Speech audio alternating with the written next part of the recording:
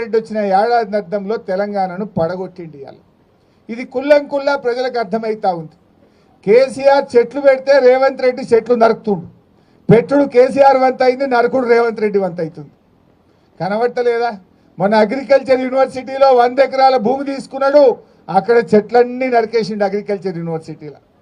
నిన్న మొన్న మీరు చూసిండ్రు హెచ్సియుల 400 ఎకరాల ఇవాళ హెచ్సియు భూముల్లో అడవులను నరికి మూగ జీవాల పాపం ఇవాళ మూట కట్టుకున్నాడు రేవంత్ రెడ్డి.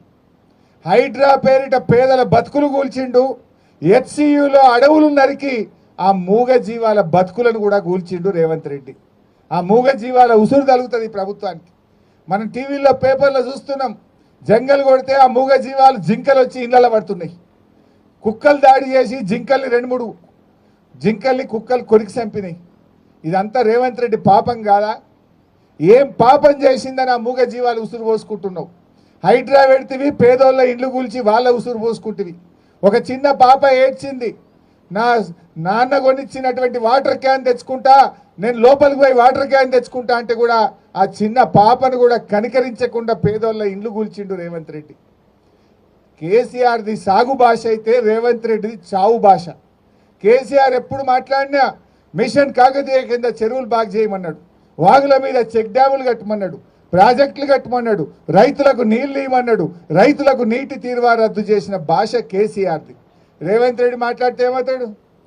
నీ పేగులు వీక్తా, మెడలేసుకుంటా, నేను తొండలు సొర్రగొడతా, తొక్కుతా, సంపుతా, సీరుతా, బట్టలు కూడా వీక్తా, గిద్దప్ప సాగు భాష తప్ప ఒక్క మంచి భాష మాట్లాడిండా ముఖ్యమంత్రి? కేసీఆర్ది సాగు భాష, రేవంత్ రెడ్డిది చావు భాష. ఇంతకు మించి నువ్వు చేసింది ఏమున్నది రేవంత్ రెడ్డి అని అడుగుతా ఉన్నా. ఇవాళ ఈయన పని ఢిల్లీలో కూడా అయిపోయింది. మొన్న బీసీల ధర్నా అని ఢిల్లీకి పోయిండు, ధర్నా పెట్టిండు. ధర్నాకు రేవంత్ రెడ్డి ఏం చెప్పిండు? నేను రాహుల్ గాంధీని తోలుకొత్తా, ప్రధానమంత్రిని ఒప్పిస్తా, పార్లమెంట్లో బిల్లు పాస్ చేపిస్తా అని మాట్లాడిండు. కానీ ఢిల్లీ దాకా పోయినాక అర్థమైంది ఏంది? ఈయన పిలిస్తే రాహుల్ గాంధీ రాలే. ఈయన ధర్నా పెడితే ఈయన పార్టీ నాయకుడు రాహుల్ గాంధీ ఢిల్లీలో ఉండి ధర్నాకు రాలే, అపాయింట్మెంట్ కూడా ఇయ్యలే ఈయనకు. లాస్ట్కి ఈయన వాపస్ వచ్చిండు. ఈయన వచ్చినాక తెల్లారి మాత్రం మిగతా పిసిసి అధ్యక్షుడు, ఉప ముఖ్యమంత్రిని అందరినీ పిలిచి సోనియా గాంధీ ఫోటోలు దిగింది, రాహుల్ గాంధీ ఫోటోలు దిగింది. రేవంత్ రెడ్డికి మాత్రం తలుపులు బంద్ పెడుతున్నారు. ఈయనని కలుస్తలేరు, వాళ్ళని పిలిచి ఫోటోలు దిగింది తప్ప ఈయన పిలిస్తే ధర్నాకు రాలే, ఈయన కలుస్తారంటే తలుపులు తెరవలే. ఇది ఇలా రేవంత్ రెడ్డి పరిస్థితి అయిపోయింది. ఇంకా గమ్మతి, నేను నిన్న చూసిందంటారు మీరు అందరు కూడా. ఆ ఉప ముఖ్యమంత్రి ఏదో స్టేట్మెంట్ ఇచ్చిండు. ఈ రాష్ట్ర కాంగ్రెస్ పార్టీ ఇన్ఛార్జ్ మీనాక్షి గారు ఆదేశించిందట, ఉప ముఖ్యమంత్రి హెచ్సియు విద్యార్థుల మీద కేసులు ఎత్తేస్తున్నాము అని చెప్పిండు. మరి పెట్టిందేవాడు? కేసులు పెట్టిందేవాడు? పెట్టిందేమో ముఖ్యమంత్రి. ఆయన్నే హోంమంత్రి, ఆయన్నే ముఖ్యమంత్రి రేవంత్ రెడ్డి. రేవంత్ రెడ్డి కేసు పెట్టడట, బట్టి విక్రమార్క కేసులు ఎత్తేస్తారట. ఇదేమి రాజ్యము? అసలు కోక తుక్కనాడి అంట చూడు, తోక కుక్కనాడిస్తుందా, కుక్క తోకనాడిస్తుందా? ఇలా హోంమంత్రి ముఖ్యమంత్రి రేవంత్ రెడ్డి, ఆయన్నేమో పిల్లల మీద కేసులు పెట్టిండు. ఇవాళ పిల్లల్ని తెచ్చి సంగారెడ్డి జైలు వేసింది రేవంత్ రెడ్డి. ఉప ముఖ్యమంత్రి అంటాడు లేలే కేసులు ఎత్తేస్తున్నాం, పిల్లల్ని విడుదల చేస్తున్నాం అంటాడు. ఇలా ఎవరిది నడుస్తుంది? అసలు గవర్నమెంట్ ఇట్లుంటుందా? గవర్నమెంట్కి ఒక పద్ధతి ఉండదా? మరి నేను రేవంత్ రెడ్డి అడుగుతున్నా, నువ్వు అక్రమంగా కేసు పెట్టినావు, నువ్వు తప్పుడు కేసు పెట్టినావని నీ ఉప ముఖ్యమంత్రి వాళ్ళని జైలుకి వెళ్ళి విడుదల చేయమన్నాడు. మరి నువ్వు క్షమాపణ చెప్పు. రేవంత్ రెడ్డి నీ ఉప ముఖ్యమంత్రే చెప్పిండు, నువ్వు ఆ పిల్లల మీద అక్రమంగా కేసు పెట్టినావు, ఆ పిల్లలను అక్రమంగా జైల్లో పెట్టినావు, ఇది తప్పు అని నీ ఉప ముఖ్యమంత్రి క్యాబినెట్ మిత్రులందరూ కలిసి వాళ్ళని జైలుకి వెళ్ళి విడుదల చేయమన్నాడు. కేసు పెట్టింది నువ్వే కదా రేవంత్ రెడ్డి. మరి నువ్వు రేవంత్ రెడ్డి, నేను డిమాండ్ చేస్తున్నా, నువ్వు అక్రమ కేసు పెట్టినందుకు రాష్ట్ర హోంమంత్రిగా, రాష్ట్ర ముఖ్యమంత్రిగా హెచ్సియు పిల్లలకు బేషరతుగా క్షమాపణ చెప్పాలని చెప్పి నేను ఈరోజు రేవంత్ రెడ్డి డిమాండ్ చేస్తా ఉన్నా. అసలు నీ పరిస్థితి ఆగమైపోయింది. నువ్వు ఏం చెప్తున్నావో మీ మంత్రులే ఈయన పరిస్థితి ఏర్పడ్డది. అంతా ఆగమాగం. రేవంత్ రెడ్డి పాలన సగం సగం ఆగమాగం. ఏది చూసినా సగం సగం, అంతా ఆగమాగం. మూసి మూసి అన్నాడు, 3 నెలలు ఉరికిండు, ఎల్లెలకెల పడ్డాడు. హైడ్రా హైడ్రా అన్నాడు, 6 నెలలు ఉరికిండు, ఎల్లెలకెల పడ్డాడు. ఏదన్నా ఒక్కటన్నా కొనెళ్ళిందా? దేవుళ్ళ మీద ఒట్టు పెట్టిండు, 15 ఆగస్టు కల్లా రుణమాఫీ చేస్తా. అటున్న సూర్యుడు ఇటు పొడిచిన భూమి ఆకాశం ఒక్కటైనా 15 ఆగస్టుకు రుణమాఫీ ఆగది, మొత్తం చేస్తా అన్నాడు. చేసిండా? చేయాల్సింది 49, చేసింది 16, 17, సగం సగం ఆగం ఆగం కదా. ఏది చక్కగా ఉన్నావు, ఏది కొనెళ్ళింది? దేవుని మీద ఒట్లు పెట్టి దేవుణ్ణి మోసం చేసిన ముఖ్యమంత్రి ప్రజల్ని మోసం చేయడా? దేవుణ్ణే మోసం చేసిన ముఖ్యమంత్రి భారతదేశంలో ఎవరు లేడు. దేవుడు అంటే అందరికీ భయం, దేవుడు అంటే భక్తి, దేవుడు అంటే ప్రేమ. కానీ రేవంత్ రెడ్డి ఆ దేవుణ్ణి కూడా మోసం చేసినటువంటి వ్యక్తి ఈ రేవంత్ రెడ్డి. బహుశా ఈ చరిత్రలో ఇంకో ముఖ్యమంత్రి లేడు, రాడు. దేవుణ్ణి మోసం చేసిన చరిత్ర ఎవరికన్నా ఉన్నది భారతదేశంలో అంటే అది ఒక రేవంత్ రెడ్డికి మాత్రమే ఉంటుంది. ఇట్లా ఇలా ఆగమాగమైపోయింది. రియల్ ఎస్టేట్ బేరం పటాన్ చెరువులో 3 పువ్వులు 6 కాయలు ఉండే. గిట్ల పోయి గట్ల కూడా చేసి డీల్ చేసి కత్తురు. ఎన్ఆర్ఐలు హైదరాబాద్కి వెళ్ళి ఎవరు చూడు పటాన్ చెరువులో ప్లాట్ కొందరు. ఇప్పుడు ఆ రిజిస్ట్రేషన్ ఆఫీస్కి పోతే అంత ఈగలు కొట్టుకుంటున్నారట. ఈగలు కొట్టుకునే ఉంది.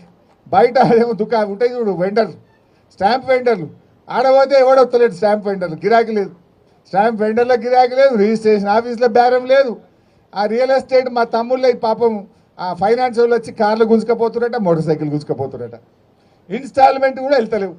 అంత ఆగమైపోయింది. కేసీఆర్ 10 ఏళ్ళు ఉంటే పెరుగుడే పెరుగుడు, పెరుగుడే పెరుగుడు. రేవంత్ రెడ్డి వస్తే దిగుడే దిగుడు, దిగుడే దిగుడు అయిపోయింది. అంత ఆగం. ఎవరిని చూసినా ఆగమే. రైతులు చూసినా పరేషానే ఉన్నారు, బేరాలు చూసినా పరేషానే ఉంది, రియల్ ఎస్టేట్ చూసినా పరేషానే ఉంది. ఏదైనా ఒకటి చక్కగా చేసిన రేవంత్ రెడ్డి. అన్నీ ఆగమాగం. ఏమనంటే ఆర్ఆర్ ట్యాక్స్ అంటివి, మెట్రో రైలు రద్దంటివి, ఫార్మాసిటీ రద్దంటివి. ఒక్కటన్నా చక్కగా చేస్తే కదా నువ్వు. సరిగా చేస్తే గిట్లుంటుందా? బంగారు పల్లెంలో పెట్టి అద్భుతమైన ప్రగతితో తెలంగాణని చేతిలో పెట్టిండు కదా కేసీఆర్. నువ్వు ఇలా మొత్తం తెలంగాణను ఆగం పట్టిస్తున్నావు. ఎసొంటి తెలంగాణ ఎట్లా చేస్తున్నావు? ఆనాడు కేసీఆర్ ఎక్కినాడు మంచినీళ్ళు లేవు, కరెంటు లేదు. ఇదే పటాన్ చెరువులో వారానికి 2 రోజులు పవర్ హాలిడే ఉంటుండే పరిశ్రమలకు. 2 రోజులు ఇండస్ట్రీలు మూతపడ్డాయి పటాన్ చెరువులో కేసీఆర్ ఎక్కినాడు. కానీ ఏడాది లోపలనే కేసీఆర్ 24 గంటల కరెంటు పరిశ్రమలకు ఇచ్చిండు, ఇండ్లకు ఇచ్చిండు, రైతులకు ఇచ్చిండు, కడుపు నిండా కరెంటు ఇచ్చి చూపించిండు. ఇదే పటాన్ చెరువులో మంచినీళ్ళు లేక అమీన్పూర్ దిక్కుపోతే బిందెలు పట్టుకొని ట్యాంకర్లు ఇంకా పోదురు. 3 రోజులకు ఒక్కసారి నీళ్ళు వస్తుండే అమీన్పూర్లో. బొల్లారంలో అంతా కలుషితమైన నీళ్లు ఉంటుండే. అటువంటి బొల్లారంకు, అమీన్పూర్కు, పటాన్ చెరువుకు స్వచ్ఛమైన గోదావరి జలాలు, మంజీరా జలాలు తెచ్చి ఇంటింటికి ఇచ్చి తాగునీటి కష్టాలు తెచ్చింది బీఆర్ఎస్ పార్టీ కాదా అని నేను అడుగుతా ఉన్నా. ఏం చేసినావు రేవంత్ రెడ్డి? 1,58,000 కోట్ల అప్పు తెచ్చినావు ఏడాదిలో. 1,58,000 కోట్ల అప్పు తెచ్చి నువ్వు చేసిన పని ఏమన్నా ఉన్నదా? చేసినావు. ఏం చేసినావు? రైతు బంధు ఎగ్గొట్టినావు, రుణమాఫీ ఎగ్గొట్టినావు, కళ్యాణ లక్ష్మి చెక్కులు ఎత్తలేవు, మహాలక్ష్మి ఎగబెట్టినావు, ఒక ఇల్లు కట్టలే.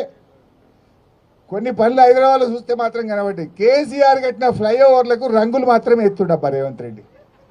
ఈ మధ్య మీరు హైదరాబాద్ చూడండి, ఫ్లైఓవర్లకు కొన్ని బొమ్మలు ఎత్తురు అంతే. ఇక బొమ్మలు చూసి రేవంత్ రెడ్డి కట్టిండు అనుకోవాలి. కట్టింది కేసీఆర్, బొమ్మలు వేసింది రేవంత్ రెడ్డి. రేవంత్ రెడ్డి వచ్చినాక ఏమన్నా కనబడ్డాయంటే హైదరాబాద్లో కొత్తగా ఆ ఫ్లైఓవర్లకు బొమ్మలు మాత్రం కనబడుతున్నాయి, ఏం కనబడతలేవు. కేసీఆర్ కట్టించిన డబుల్ బెడ్రూమ్లకు 3 రంగులు వేసి పరిస్థితి వాళ్ళే కట్టినట్టు. కట్టింది కేసీఆర్, 3 రంగులు వేసి మేమే కట్టినామంటారు. నేను మొన్న పోయినా కొల్లూరు డబుల్ బెడ్రూమ్లకు పోయినా, చెత్త ఎత్తటోడు దిక్కులేడాడ. మొత్తం చెత్త కుప్పలు కుప్పలు అయిపోయింది.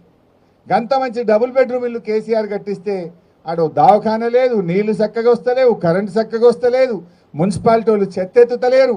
అంత ఆగమాగం అయిపోయిన పరిస్థితి ఉన్నది. ఇదే బాధ కలుగుతూ ఉంది. ఎందుకంటే మనం బీఆర్ఎస్ పార్టీ గులాబీ జెండా అంటే పేగులు దిగదాకా కొట్లాడి తెలంగాణ తెచ్చిన పార్టీ బీఆర్ఎస్ పార్టీ. ఇవాళ తెలంగాణను అభివృద్ధి చేసిన పార్టీ బీఆర్ఎస్ పార్టీ. కానీ మన కళ్ళ ముందే మన తెలంగాణ వెనుకబడుతుంటే ఇవాళ బాధ అవుతూ ఉంది. దేశం మొత్తం తెలంగాణ దిక్కు చూసింది. మంచినీళ్ళ పథకమైనా, చెరువుల పునరుద్ధరణనైనా, 24 గంటల కరెంట్ అయినా, రైతు బంద్ అయినా, కళ్యాణ లక్ష్మి అయినా, మూగ జీవాలకు అంబులెన్సులైనా దేశం మనం చూసి నేర్చుకునేటట్టు నడిపినాం మనం.